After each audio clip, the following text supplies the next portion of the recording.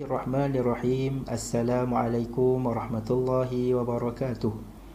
Alhamdulillahirabbil alamin wassalatu wassalamu ala asyrafil anbiya'i wal mursalin wa ala alihi wa ashabihi ajma'in. Qala rabbi shrah li sadri wa yassir li amri wahlul 'uqdatam min lisani yafqahu qawli. Subhanaka la ilma lana illa ma 'allamtana innaka antal alimul hakim. ولا عدوان إلا على الظالمين أشهد أن لا إله إلا الله وأشهد أن محمدا عبده ورسوله أما بعد. Sidang jemaah yang dimuliakan oleh Allah Subhanahu wa taala, alhamdulillah, pada kesempatan kali ini kita berada dalam satu siri tazkirah ringkas, dan yang mana tajuk ingin saya utarakan kepada sidang jemaah sekalian ialah berkaitan dengan motivasi di dalam memberikan sumbangan. Tuan-tuan yang dirahmati oleh Allah Subhanahu wa taala, suka untuk saya menarik perhatian sidang jemaah sekalian mengenai satu hadis yang diriwayatkan daripada Abu Hurairah radhiyallahu anhu, bahawa baginda Nabi sallallahu alaihi wasallam bersabda, "As-sa'i 'alal armalati wal miskin kal mujahidi fi sabilillahi awil qa'imil laili as-siyamin nahar." Hadis ini hadis yang sahih daripada Imam Bukhari dan Muslim. Bagaimana Imam Bukhari meletakkan hadis ini di dalam Kitabul Adab, adapun Imam Muslim meletakkan hadis ini di dalam Kitabuz Zuhud. Tuan-tuan yang dirahmati oleh Allah, makna daripada hadis yang saya bacakan sebentar tadi ialah Nabi memberitahu orang yang membantu wanita-wanita yang janda dan orang-orang miskin, mereka ini seperti orang yang berjihad di jalan Allah Subhanahu wa taala, ataupun seperti orang yang qiyam pada malam hari dan berpuasa di siang harinya. Masya-Allah, jika kita lihat kepada hadis yang ringkas ini, ia sangat memberi motivasi kepada kita dalam keadaan suasana hari ini kita berada di bulan Ramadan yang cukup dan diberkati oleh Allah Subhanahu wa taala, yang mana diberikan lipat kali ganda ganjaran dan pahala orang yang melakukan apa sahaja kebaikan. Antaranya ialah kebaikan memberi bantuan. As-sa'i, Nabi menyebut perkataan as-sa'i. As-sa'i ni maksudnya ialah memberikan bantuan. Tak kira dengan apa bentuk bantuan, mungkin kan dalam bentuk nilai wang ringgit, ataupun dalam bentuk barang-barang keperluan, ataupun mempermudahkan urusan, dan pelbagai lagi jenis bantuan-bantuan yang boleh diberikan kepada golongan-golongan ini. Jadi hadis ini bila kita lihat, Nabi SAW menjemput wanita-wanita janda dan orang miskin. Di dalamnya termasuklah kan fuqara, orang-orang yang memerlukan bantuan, orang yang terputus bekalan. Jika kita lihat, Nabi pernah membicarakan dalam satu hadis yang lain bagaimana hampirnya Nabi dengan orang yang membantu wanita-wanita yang janda ini. Nabi kata mereka itu jaraknya dengan aku adalah sangat hampir di dalam syurga kelak. Sehingga disebut dalam satu riwayat, Nabi menggambarkan dengan keadaan seperti dua jari, maknanya terlalu hampir orang yang banyak melakukan kebaikan kepada wanita-wanita yang janda tadi, tuan-tuan. Tuan-tuan yang dirahmati oleh Allah Subhanahu wa taala, begitu pula dalam keadaan suasana hari ini, kan ramai orang ditimpa kesusahan akibat kan terpaksa menangguhkan urusan perniagaan, ada yang mungkin terpaksa berhenti kerja, ada yang mungkin terputus bekalan di saat kita berada dalam suasana COVID-19 kan yang sedang melanda seluruh dunia, dan kita berada dalam perintah PKP, maka ramai orang yang memerlukan bantuan dan pertolongan daripada kita dalam keadaan kita ada sedikit kemampuan dan keupayaan. Bukan kita perlu memberi dengan pemberian yang banyak, namun cukup dengan kadar apa yang kita mampu. Namun yang nak ditanya oleh Allah Subhanahu wa taala di hari akhirat kelak, apa yang kamu buat, apa yang kamu lakukan terhadap saudara-saudara se-Islam kamu.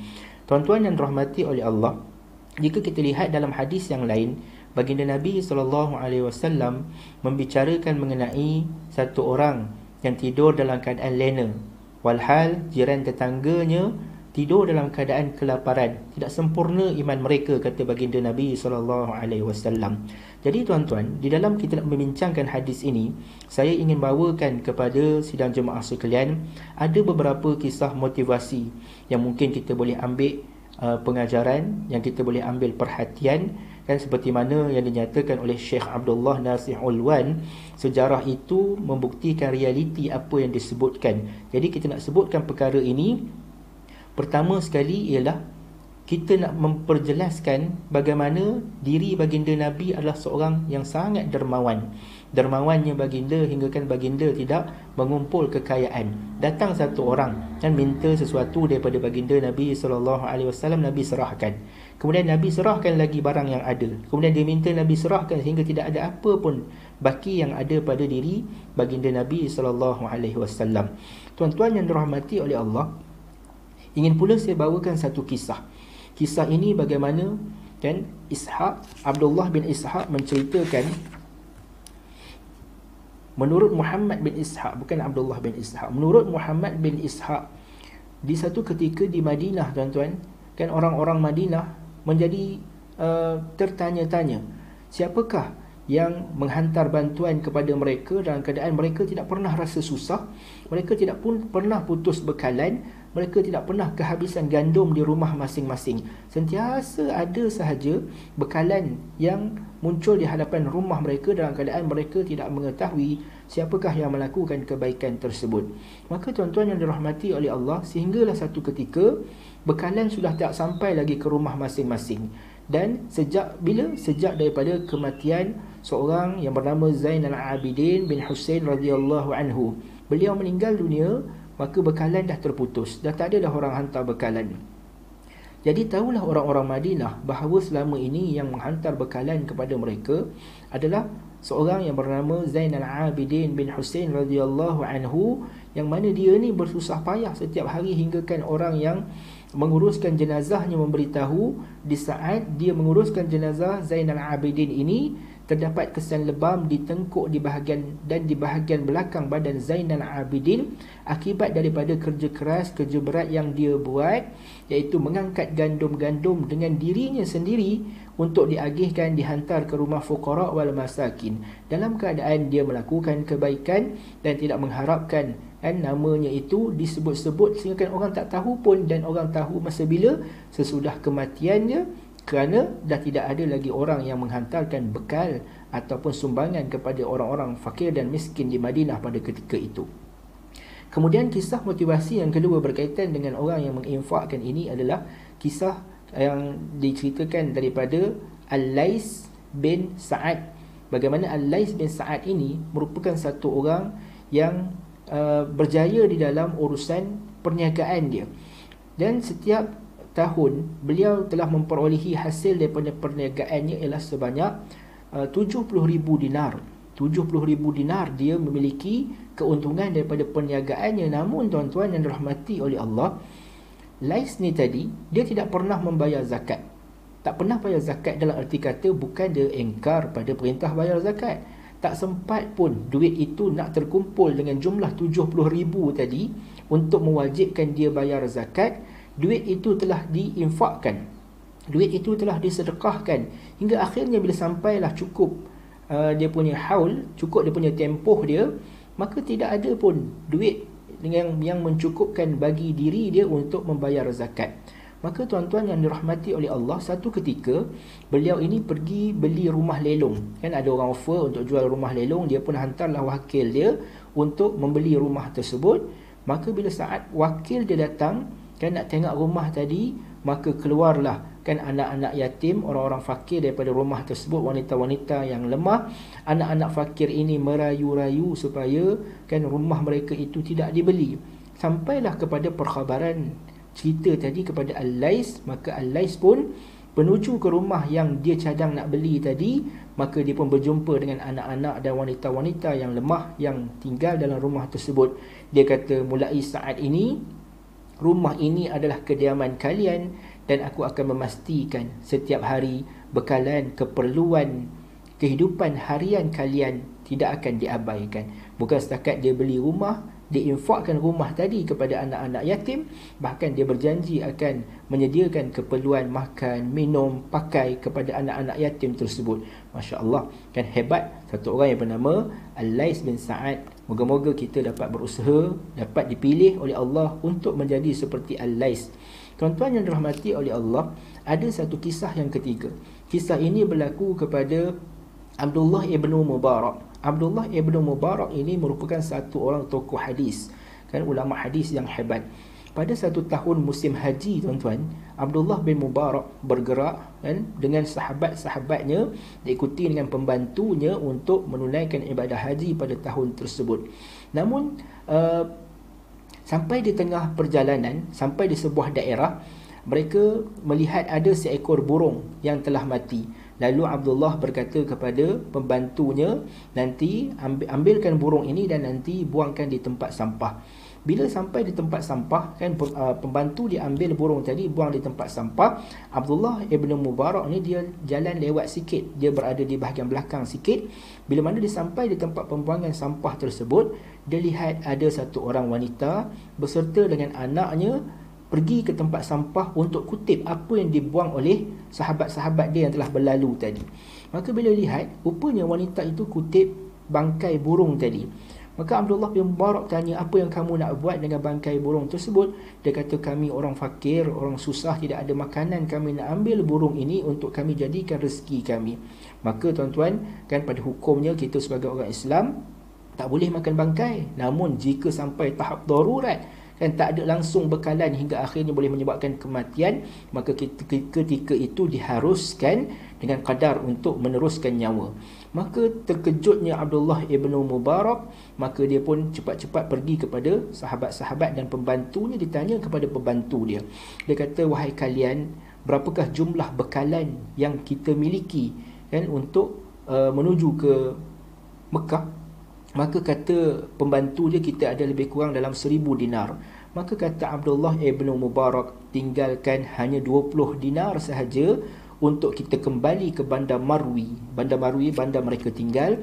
Dan baki lagi 980 dinar, tolong infakkan, berikan kepada wanita dan anaknya yang sedang susah tersebut. Itu lebih baik daripada kita menunaikan haji pada tahun ini berbanding kita membiarkan satu orang saudara kita berada dalam keadaan kesusahan, kelaparan dan tidak mempunyai makanan dan bekalan. Maka dikhabarkan pada tahun itu Abdullah ibn Mubarak tidak menunaikan haji asbab daripada membantu orang fakir dan orang miskin. Tuan-tuan yang dirahmati oleh Allah, bukan sikit-sikit tuan-tuan, infak yang diberikan oleh Abdullah ibn Mubarak. Dalam satu tahun beliau telah menginfakkan lebih daripada 100,000 dinar, kan, kepada golongan fakir dan golongan miskin. Masya Allah tuan-tuan, itu kisah, kan, yang ketiga berkaitan dengan satu orang yang memberikan sumbangan hingga akhirnya dia mengabaikan hajat dia, kan, untuk menunaikan haji pada tahun tersebut kerana membantu orang fakir. Itu baginya adalah lebih besar, lebih tinggi nilainya berbanding dengan dia menyempurnakan ibadahnya pada tahun tersebut. Tuan-tuan yang dirahmati oleh Allah Subhanahu Wa Taala, ada lagi satu kisah, dan bagaimana satu ketika orang-orang di Madinah mereka bertanya antara satu dengan yang lain, siapakah di antara orang-orang Madinah ini yang banyak memberikan infak dan sumbangan. Maka mereka pun berpakat untuk kita ketahui siapakah orang yang paling banyak memberikan infak dan sumbangan, yang paling pemurah, yang paling dermawan di kalangan orang-orang Madinah. Mereka mengatur satu plan ataupun strategi untuk menjejaki dan melihat siapa di antara orang-orang yang mereka telah tentukan beberapa jumlah orang ni tadi, untuk mereka tentukan siapa yang paling dermawan dan siapa yang paling banyak menginfak. Maka pergilah satu orang yang diberikan tugasan untuk mengikut satu orang yang diberitahu beliau ni rajin bersedekah, rajin infak. Orang ni tadi dalam perjalanan menuju ke Syam, tuan-tuan, ya, dalam perjalanan menuju ke Syam, yang ketika itu dia tidak membawa bekal yang banyak, yang ada bersama dengan dia hanyalah kuda dan pedang. Jadi bila mana orang susah ni tadi, orang yang menyamar tadi, dia menyamar sebagai orang susah, dia halang perjalanan si fulan yang pertama ni untuk meneruskan perjalanan menuju ke Syria.